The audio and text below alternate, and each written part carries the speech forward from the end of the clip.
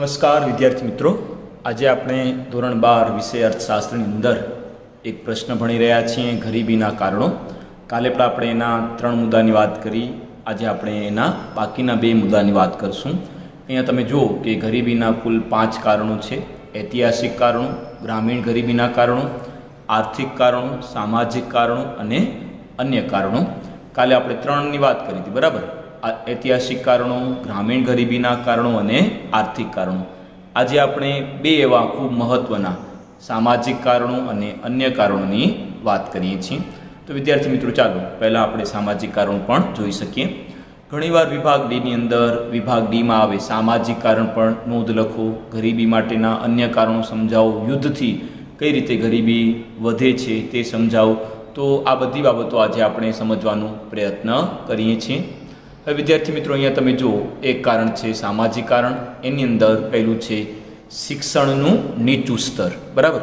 આપણા દેશમાં ગરીબી વધી છે તો એક કારણ આ પણ છે કે ભારતમાં શિક્ષણનું જે પ્રમાણ છે ને એકદમ બહુ નીચું છે, કે એવી આપણે રોજગારી નથી આપતા કે લોકોને કામ ઝડપથી મળે.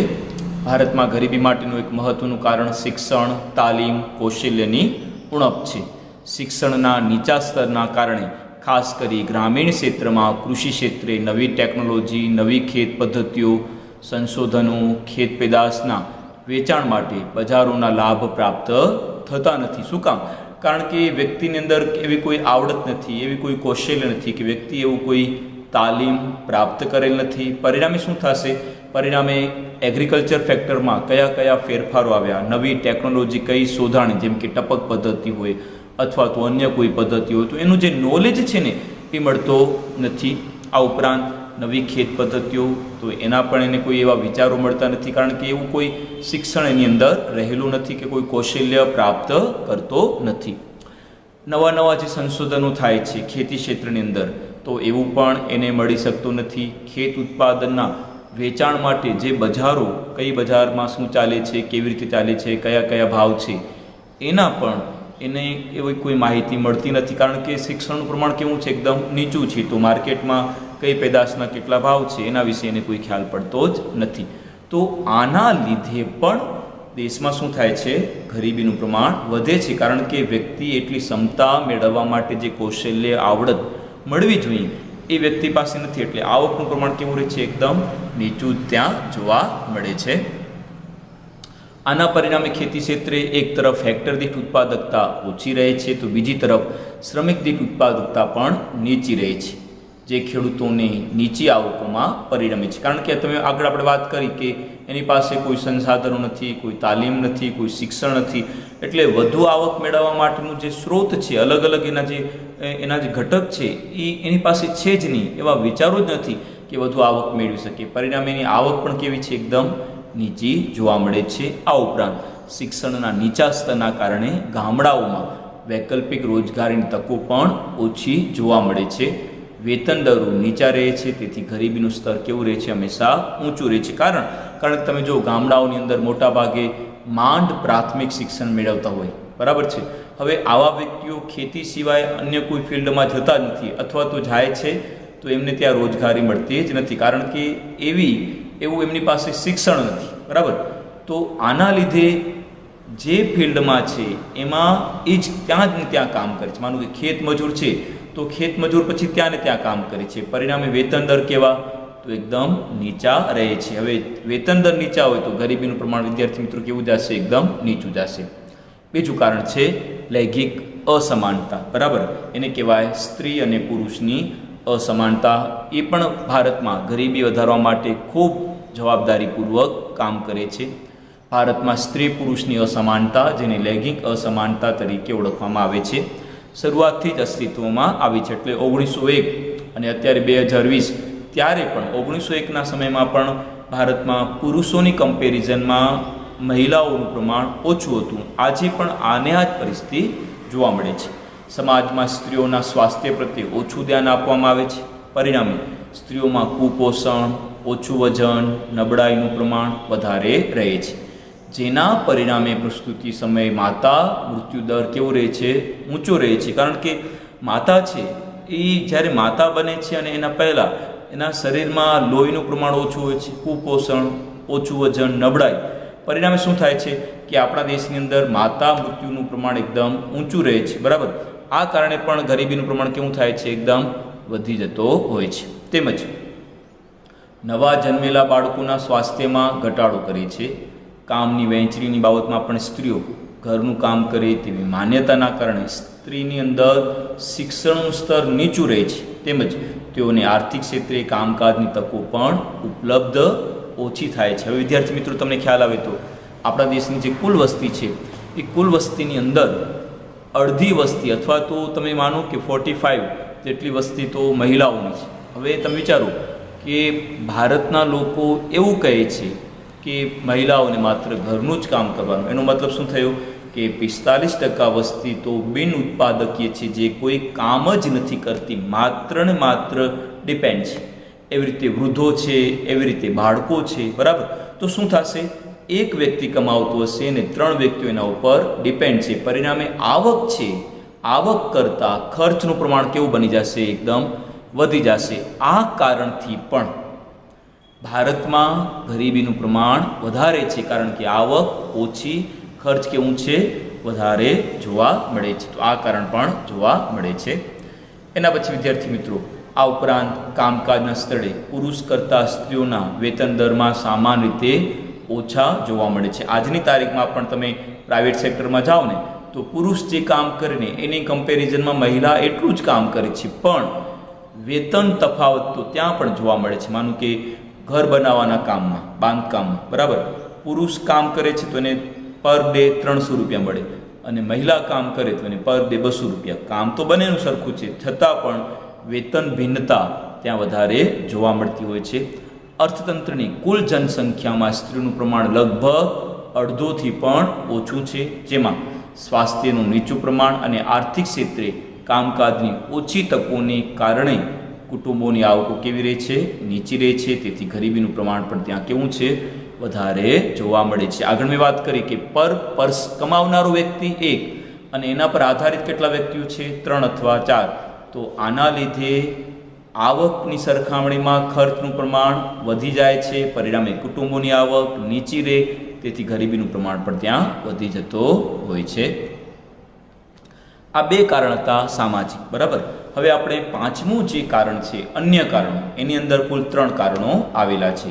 તો ભારતમાં આર્થિક, સામાજિક, ઐતિહાસિક, ગ્રામીણ ગરીબીના લીધે ગરીબી તો વધે છે, પણ એના સિવાય અન્ય કારણો એવા છે કે એમાં પણ ગરીબીનું પ્રમાણ તો વધ્યા કરે છે. હવે આપણે આ 3 કારણોની વાત અહીંયા બરાબર સમજીએ. વિદ્યાર્થી મિત્રો, અહીંયા પહેલું કારણ છે યુદ્ધ, બરાબર.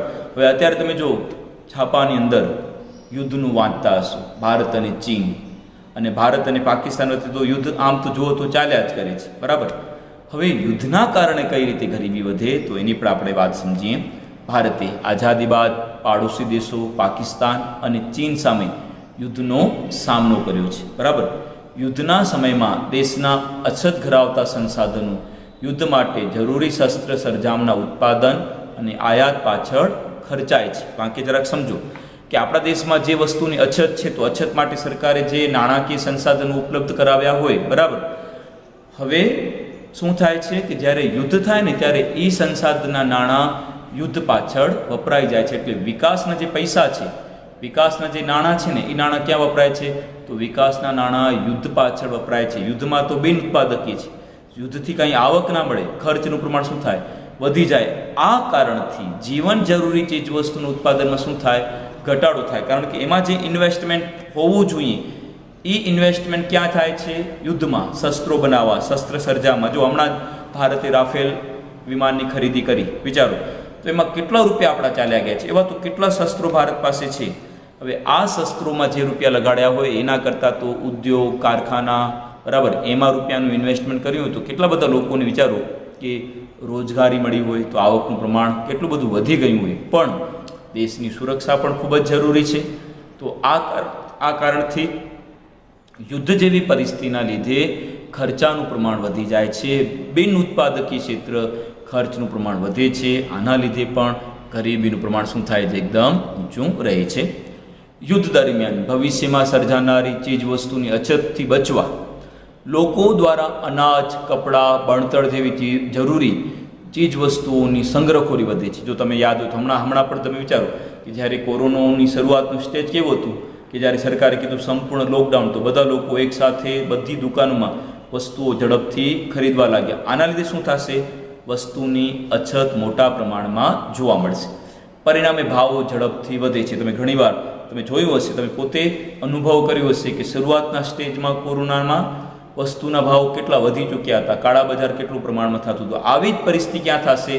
યુદ્ધમાં આવી જ પરિસ્થિતિ હંમેશા ઊભી થાય છે. આમ યુદ્ધના પરિણામે દેશ વિકાસની પ્રક્રિયામાં ઘણું પાછળ ધકેલાય છે. વિદ્યાર્થી મિત્રો, ઘણા અર્થશાસ્ત્રો એમ કહે છે કે કદાચ ભારત અને પાકિસ્તાન કે ભારત અને ચીનનું યુદ્ધ થાય તો ભારત પાછું 10 વર્ષ ચાલ્યું જાય, રિટર્ન જાય. બરાબર, અત્યારે જે આપણે વિકાસના તબક્કામાં છીએ ને આપણે 10 વર્ષ પાછા ચાલ્યા છીએ. વારંવાર યુદ્ધનો સામનો કરવાના લીધે ભારતમાં વિકાસલક્ષી ખર્ચ પર શું મુકાય છે? કાપ મૂકવામાં આવે છે. જેમ કે નવા રસ્તા, હોસ્પિટલ અથવા તો ઉદ્યોગ બનાવવાના, શાળા બનાવવાનું જે પ્રોજેક્ટ બન્યા હોય એ પ્રોજેક્ટ પછી ત્યાં અટકી જાય છે. કેમ કે એમાં જે પૈસાનું ઇન્વેસ્ટમેન્ટ છે એ પૈસા ક્યાં જાય છે? યુદ્ધ પાછળ વપરાય છે. એટલે લોકોને કામ નથી મળતું. બરાબર, પરિણામે ભાવની સમસ્યા ઊભી થાય છે અને ગરીબીમાં મોટા પ્રમાણમાં ઘટાડો ત્યાં જોવા મળે છે. નમસ્કાર વિદ્યાર્થી મિત્રો, કેમ છો? આજે આપણે અર્થશાસ્ત્રની અંદર પાઠ નંબર 5 ગરીબી ઘટાડવાના ઉપાયો એની વાત કરીએ છીએ.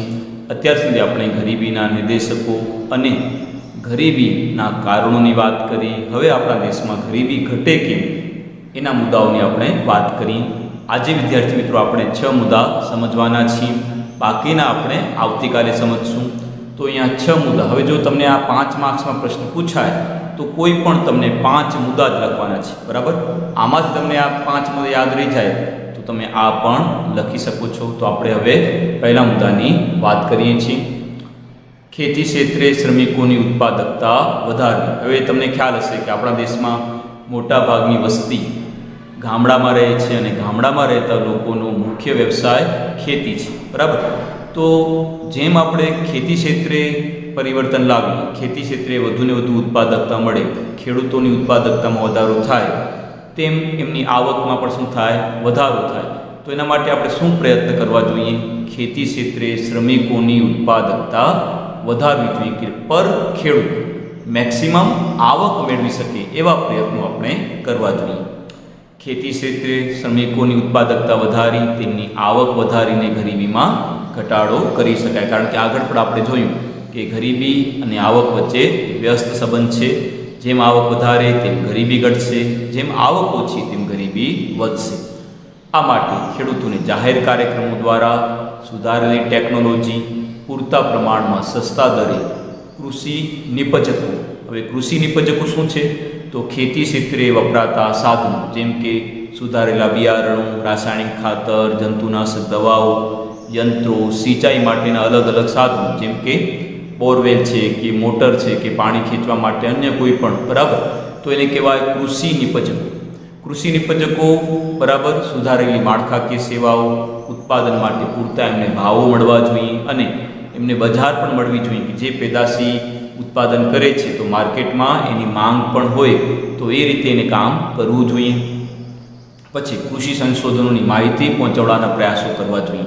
તો આ બધી બાબતો છે, ખેડૂત આનાથી માહિતગાર થાય તો ખેડૂતને ખ્યાલ પડે કે હું કયા પ્રકારના પાક લઉં કે જેથી કરી મારી આવકમાં શું થાય? વધારો થઈ શકે.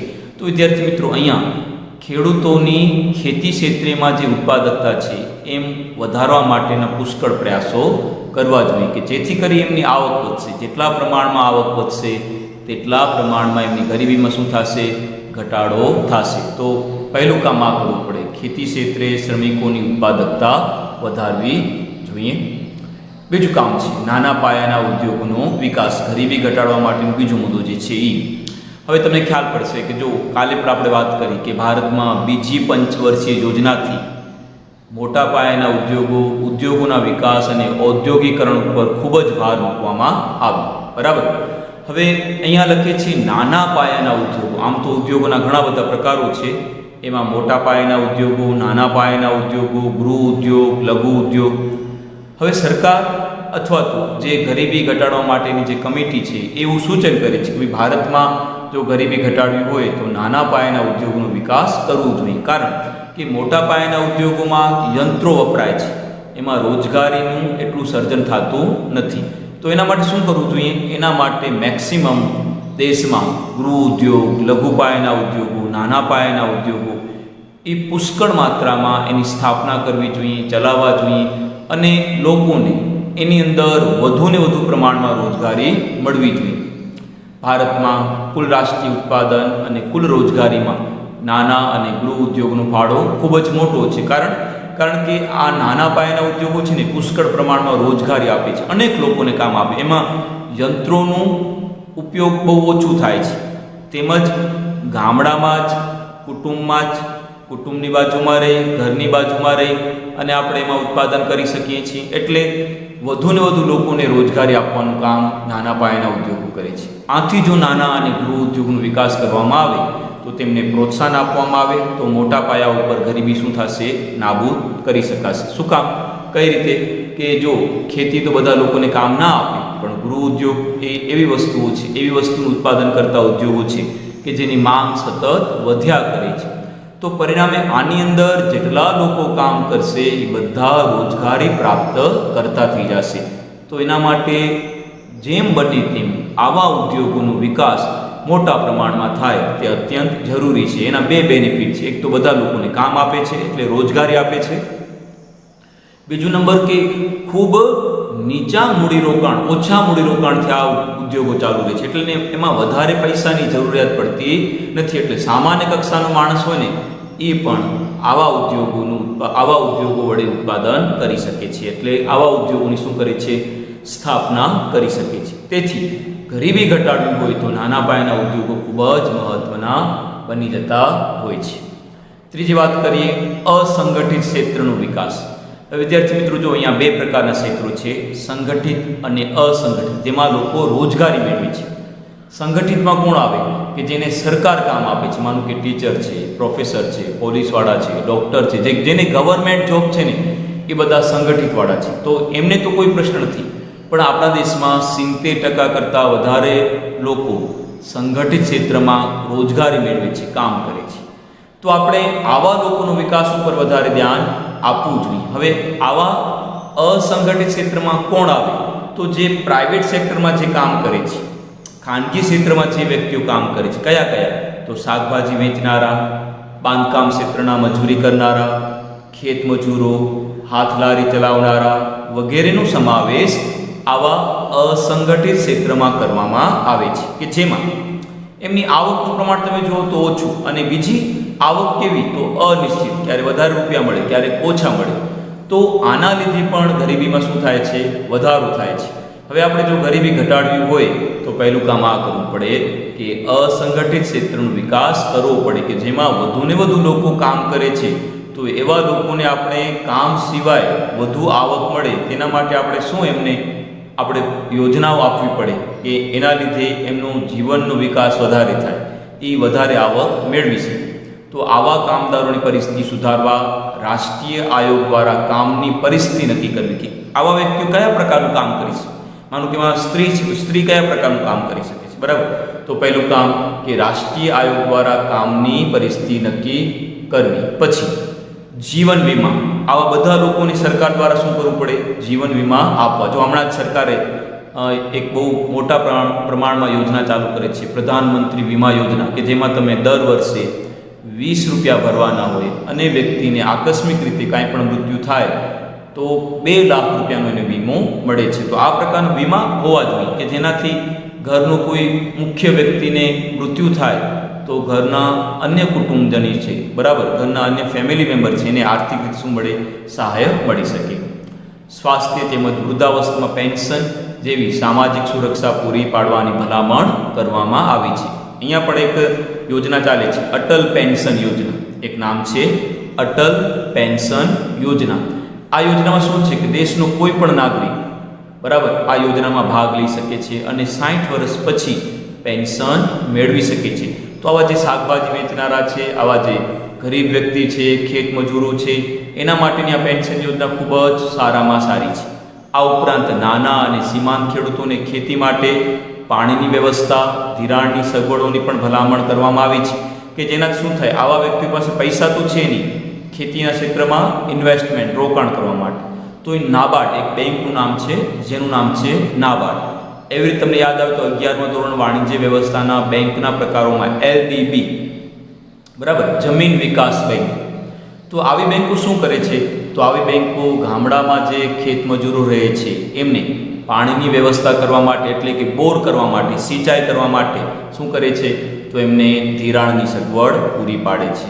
આ ઉપરાંત ખેતી ક્ષેત્રે જ્યારે જ્યારે યંત્રોની જરૂરિયાત પડે, જેમ કે ટ્રેક્ટર મશીન ખરીદવું હોય, બોર ખરીદવું હોય, જમીન સમથળ કરવી હોય, તો નાબાર્ડ, LDB, LNB જેવી અનેક પ્રકારની બેંકો ખેડૂતોને ધિરાણની સગવડ પૂરી પાડે છે. જેનાથી શું થશે કે એક મોટો માસ ગામડાની અંદર જે રહે છે એની ગરીબીમાં શું થશે, ઘટાડો પોતાની મેળે થઈ જશે. ચોથો મુદ્દો છે યોગ્ય કર નીતિનો ઉપયોગ. કર એટલે કે ઇન્કમ ટેક્સ, ટેક્સ જેને આપણે કહીએ છીએ. હવે વિદ્યાર્થી મિત્રો, તમને નવાઈ લાગશે કે આપણા દેશની કુલ વસ્તીમાંથી માત્ર 4% લોકો જ ટેક્સ ભરે છે, બાકી બધા તો કેવા છે, ટેક્સ વગરના છે. તો શું થાય કે આપણા દેશમાં ગરીબી ઘટાડવા માટે જે આપણે નાણાંની જરૂરિયાત પડે છે એવા આપણને ઓછા પડે છે. તો આપણે જો યોગ્ય કર નીતિનો ઉપયોગ કરીએ તો ગરીબોને ગરીબી ઘટે તેવા આપણે અનેક પ્રયાસો કરી શકીએ છીએ.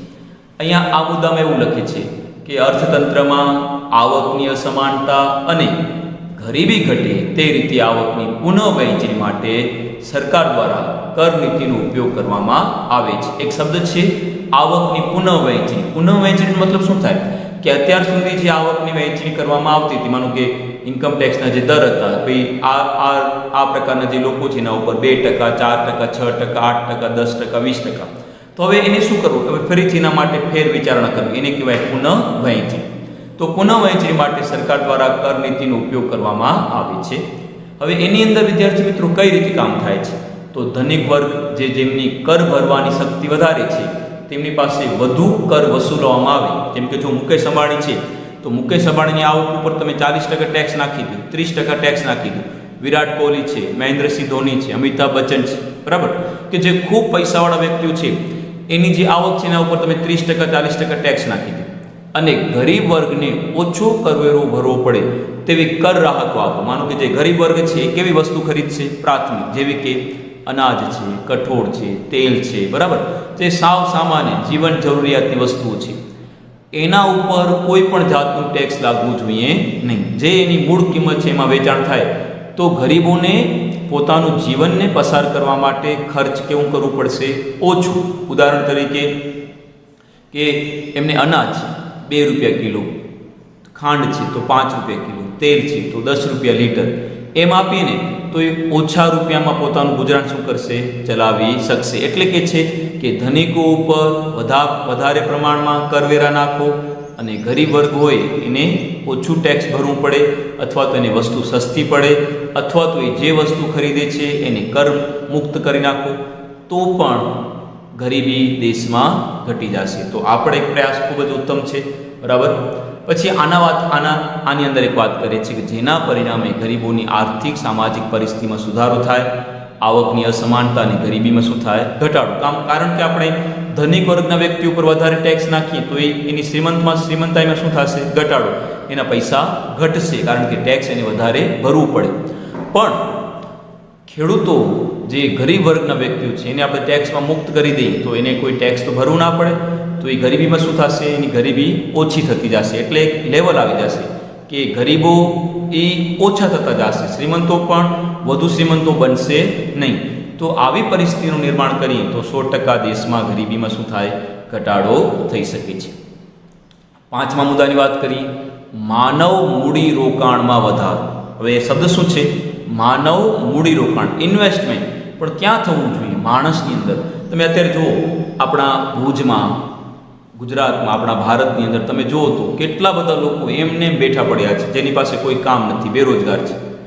પણ આપણે એમાં ઇન્વેસ્ટમેન્ટ કરીએ, કેવા પ્રકારનું, એને તાલીમ આપીએ, શિક્ષણ આપીએ, એને આપણે સાધનો આપીએ, એને કોઈ પણ પ્રકારના અન્ય કોઈ સંસાધનો શીખાડીએ, બરાબર, કોઈ કામ શીખાડીએ, તો શું થશે, એ વ્યક્તિમાં આપણે ઇન્વેસ્ટમેન્ટ કરીએ છીએ, એને કહેવાય માનવ મૂડીરોકાણ. શિક્ષણ દ્વારા, તાલીમ દ્વારા એનું આરોગ્ય સુધરે, એની પાછળ સરકાર કે વ્યક્તિઓ, બરાબર, સમાજ ખર્ચ કરે, એને કહેવાય માનવ મૂડીરોકાણ. તો માનવ મૂડીરોકાણથી પણ દેશમાં ગરીબીમાં શું થાય? ઘટાડો થાય.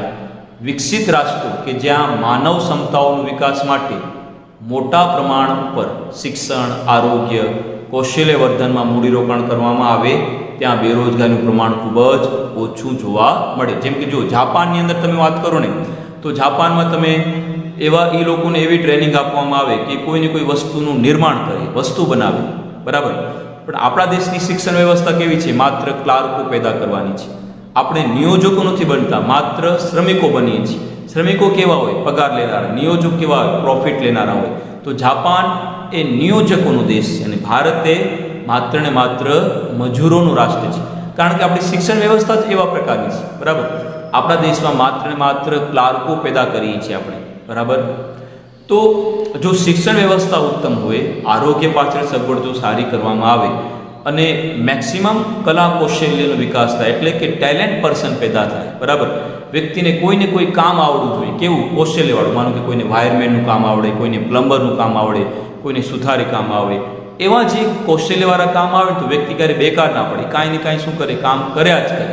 પણ આપણા દેશમાં તો કેવું છે? માત્ર કોલેજ પાસ થઈ જાય, અથવા તો 12મું ધોરણ, અથવા તો 8મું ધોરણ, પણ એને કોઈ આવડત ના હોય. જો આવડત હોય તો વ્યક્તિ ક્યારે બેકાર બની શકે નહીં, કાંઈ ને કાંઈ કામ તો મેળવી શકે. તો એના માટે શું કરવું પડે? માનવ મૂડીરોકાણમાં વધારો કરવું પડે. પરિણામે ગરીબી પણ કેવી પડે? ઓછી જોવા મળે છે. સમાજમાં શિક્ષણનું ઊંચું સ્તર કામદારોના રોજગારી માટેના વિસ્તૃત વિકલ્પો અને પસંદગીઓ પૂરી પાડે છે. આ વાંકી સમજો કે કોઈ 4 ધોરણ પાસ છે તો એની પાસે ઓપ્શન શું છે? જોબના. શું એ ક્લાર્ક બની શકે? શું એ કોઈ સરકારી નોકરી મેળવી શકે? ધોરણ 4 પાસ છે, માત્ર ચોકીદાર કે મજૂર બની શકે. હવે માનો કે કોઈ કોલેજ કરેલો વિદ્યાર્થી છે તો એની પાસે ઓપ્શન કેટલા? ઘણા બધા છે. યુપીએસસીની પરીક્ષા પાસ કરે, જીપીએસસીની પરીક્ષા પાસ કરે, સરકારની કોઈ પણ એવી એક્ઝામ આવે એ પણ પાસ કરે, અન્ય કોઈ પણ જગ્યાએ પ્રાઇવેટ સેક્ટરમાં પણ કામ કરી શકે. તો કારણ કે એની શિક્ષણનું પ્રમાણ કેવું છે? વધારે છે. એટલે પસંદગીઓ કેવી મળે છે? વધારે મળે છે. એટલે વાક્ય લખે છે કે સમાજમાં શિક્ષણનું ઊંચા સ્તર કામદારોમાં રોજગારી માટેના વિસ્તૃત વિકલ્પો અને પસંદગીઓ પૂરી પાડી છે. કૌશલ્ય વિકાસથી કામદારોની ઉત્પાદકતામાં વધારો થાય. સમજો, કૌશલ્ય ઉત્પાદકથી. આજે જાપાનમાં તમે જુઓ તો બધા વ્યક્તિઓ ઓલરાઉન્ડર છે, બરાબર, બધું કામ આવડે. પણ ભારતમાં તમે જુઓ તો મોટાભાગના 30% લોકો તો એને કોઈ કામ જ ના આવડે, માત્ર માટી ઉપાડવાનું કામ આવે કે મજૂરી કરવાનું કામ આવડે, એના સિવાય એને કોઈ કામ ના આવડે. કારણ કે આપણે શિક્ષણ વ્યવસ્થા એવી નથી. એટલે કૌશલ્ય વિકાસથી કામદારોની ઉત્પાદકતા વધે, જે ઊંચા વેતનમાં પરિણામે છે. આ માટે કામદારોને કામના સ્થળે તાલીમ અને સંશોધન માટે સતત મૂડીરોકાણ કરવું જરૂરી છે. શું કામ? કારણ કે સતત કઈ રીતે ઓછા સમયે આપણે વધારે કામ મેળવી શકીએ, વધુ આપણે આવક મેળવી શકીએ, બરાબર. એના માટે કામદારોને સતત તાલીમ આપવી જોઈએ. હવે જો વર્તમાન સમય કેવું છે? કોમ્પ્યુટરનું યુગ છે. હવે જો કોમ્પ્યુટર ઉપર બધા લોકો કામ કરે તો બેસ્ટ કામ કરી શકે, ઓછા સમયમાં વધુ કામ કરી શકે. પણ કોઈ મજૂરોને, શ્રમિકોને કોમ્પ્યુટર આવડતું ના હોય તો આપણે એને શું કરવું પડે? તાલીમ આપવી પડે. જેટલા પ્રમાણમાં આપણે તાલીમ આપી એટલા પ્રમાણમાં એ વ્યક્તિનું ડેવલપિંગ મોટા પ્રમાણમાં થાય છે. તો સતત એમને કામના સ્થળે તાલીમ આપવું અને સંશોધન માટે મૂડીરોકાણ અત્યંત જરૂરી છે. તો એનાથી પણ શું થશે? ગરીબીમાં ઘટાડો થઈ શકે છે. છઠ્ઠા મુદ્દાની વાત કરીએ, વ્યાજબી કિંમતે વસ્તુઓ અને સેવાઓ. હવે તમે જરાક વિચારો કે આપણા દેશમાં ગરીબ વ્યક્તિઓ છે. શા માટે ગરીબ છે? કારણ કે એમની આવક ઓછી છે. ચાલો, આવક ઓછી છે તો આપણે માની લીધું, પણ સામે એના ખર્ચા છે ને એ પણ ઊંચા છે. તો શું કરવું પડે? એ જે વસ્તુ ખરીદે છે એને એકદમ લો કિંમત કરી નાખો, એની એકદમ નીચી કિંમત કરી નાખો. આપણે વાત કરીએ ને કે 2 રૂપિયા કિલો ઘઉં.